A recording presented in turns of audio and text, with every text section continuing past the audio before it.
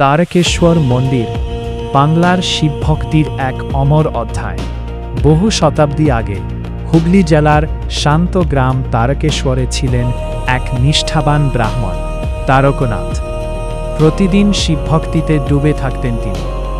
এক গভীর রাতে স্বপ্নে স্বয়ং মহাদেব তাঁকে দর্শন দিয়ে বললেন, এই ভূমিতেই আমি বিরাজ করব, আমাকে খুঁজে পাবে ভক্তির টানে। রদিন ভোরে তারকনাথ গ্রামের জঙ্গলের দিকে গেলে মাটি খুঁড়ে প্রকাশ পেলে এক স্বয়ম্ভূ শিবলিঙ্গ। সেই মুহূর্তে আকাশ ভরে উঠল ঘণ্টাধ্বনি আর ভক্তির আবেশে। খবর ছড়িয়ে পড়তেই মানুষ ছুটে এলো শিবের আবির্ভাবের সাক্ষী হতে। শিবলিঙ্গ স্থাপিত হল, গড়ে উঠল মন্দির। তারকনাথের নামেই দেবতার নাম হল তারকেশ্বর মহাদেব, যিনি বিশ্বাস করা হয় তাড়না করেন, উদ্ধার করেন তার ভক্তদের। আজও সোমবার ও শ্রাবণ মাসে লক্ষ ভক্তের ভিড়, মানত পূরণে জল, দুধ, এলপাতা অর্পণ। বিশ্বাস, মন থেকে ডাকলে তারকেশ্বর শোনেনি।